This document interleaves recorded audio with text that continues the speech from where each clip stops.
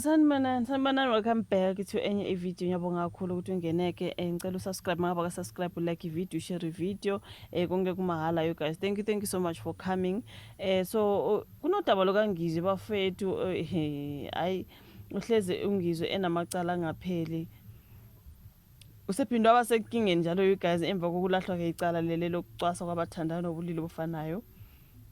Inkantolo ukulingana phansi kwenkantolo enkulu yaseGoli ilahle ungizwe ngecala bafowethu. Commission yakuleli yamalungelo abantu ebibambisene nenhlangano ki-Transhope ne-Hate Crimes Working Group futhi bemelwe inhlangano yabameli i-Lawyers for Human Rights iqinisekisa ukuthi ungizwe uthole necala lokwephula imithetho yezokulingana.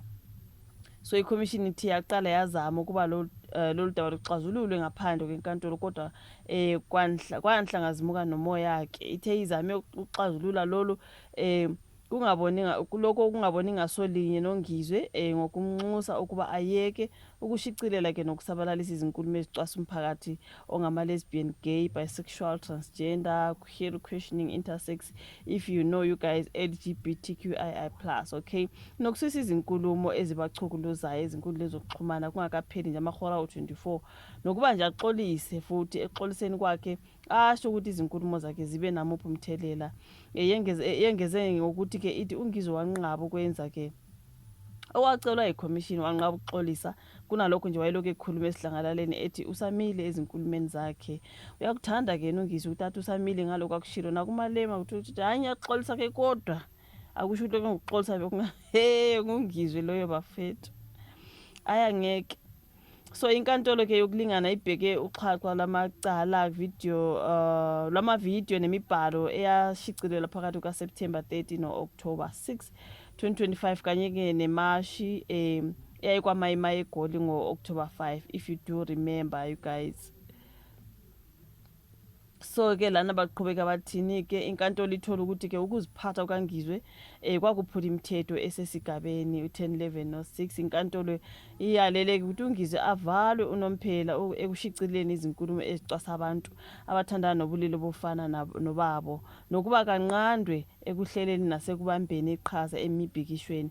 Ubuye wayalelwa futhi ukuba axolise ngokungena mbandela lokho kushicilelwe futhi kuchonywe ekhasini lakhe lika-Facebook. Okay, izinyanga ezintathu. Olunye uswazi oluthole ungizwe ukuba akhokhe imali engango-250,000 rands ezinhlanganweni ezilwela ke ukulingana nokuhlanganisa kumphakathi neziqeqesha ke ngamalungelo abantu. So kwenzeka lokhu nje ubaba uJulius Malema usanda kumvulela icala enkantolo enkulu yaseGauteng lokudicilela isithunzi sakhe esimsola ngokudla imali yabashushumbisi bezidakamizwa abangaphandle. ElikaMalema ke leli inkantolo yamthola necala ungizwe futhi yamyalela ukuba axolise futhi ahlukane nokuhlambalaza uMalema. Kunokuba landela imiyalelo yenkantolo ungizwe uqhubekile wakhuluma amazwi azisana ngoMalema. Lokhu ke kwenza uMalema wanxusa inkantolo ukuba imgqume ejele izinyanga eziyisithupha futhi ke angahlawuliswa mali. So njengamanje lolu daba lusezithebeni zenkantolo hayi ngeke.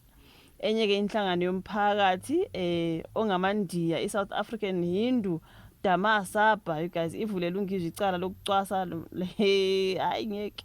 Lo mphakathi kwiBhinca Nation podcast esakazwa kwi-podcast enchili na kwi-YouTube akukaziwa ukuthi ke iyozala nkomoni ke kuleli cala ke lamandiya hayi ngeke ungizwe mfethu. Yabona lento ukuthi makuthi akaxolisa vela athi ya ngiyaxolisa kodwa akusho ukuthi lento engixolile hey inkosi yami just say I apologize man, just say I apologize ngiyaxolisa bafethu hayi ngizibona iphutha nje uxoliseke noma usazi ukuthi awuzibona iphutha ngihleli ngisho nje ngithi uma inkantolo sithe xolisa nje ume lapha exoliseni ungaso-add ukuthi hayi ngixolisa nje ngoba inkantolo uthe ngixolise kodwa ke akusho ukuthi lento ebengiyishilo uyabona ke manje hayi usuphazamisa just say ngiyaxolisa. Ngixolisa kakhulu mfoko kaMalema, ngixolisa kakhulu kumandiya, ngixolisa kakhulu kuma-LGBTQ axolise nje kube ngathi nje inkosi yami ngathi angaze akhala inyembezi axolise noma esazi ukuthi deep down kodwa yena into ayishoyo uyisho from the heart, right? But makuthi axolisa ukuze kudlule manje akaxolisa futhi ebese edabelo kethi no noma ngixolisa nje mina kodwa hayi akusho ukuthi lento ebengishilo sengixolisa ukuthi ngoba inkantolo ishiya ukuthi angixole. Hayi manje that's not an apology. Abazukuyithatha ke, that's not an apology. Akwazi ukuthi I'm sorry phinde uthi I'm sorry but what I said what I said. Ayisebenzi kanjalo, you know what I mean? Njalo yena kungathi axolisa uzothi sengixolisela ukuthi ngoba inkantolo ithe. So it doesn't sound right ukuyibona. So angazi mina amacala azowathini. Kobe ngibuza on my last video ukuthi uzohlala esebenzele inkantolo yena njalo nje umele akhokhele umuntu lwana amphazamisile, akhokhele lwana umuntu amphazamisile, akhokhele yena indaba zakhe uyozenzani nomndeni wakhe wona like kuyohlezi nje kungamacala ayaphayila khona manje kusondela u30 June ayaphayila lamacala kangizwe ayaphayila ngoba ngazi ukuthi uyokwenzani 30 June. I'm just nje yazi ngizizwa nje I can tell kuyoqhamuka okunye ukuthi ungizwe sethena noma ungizwe senza ukuthi hayi ngeke inkosi yamba kithi manje uzohlezi njalo lwa umvulela icala loya wayomvulela icala loya amacala angaka uzowathini makumele akhokhe izimali kulawo macala. How much is that? Does he work? Ngoba mina ngimbone ngumuntu osebenzayo ungize.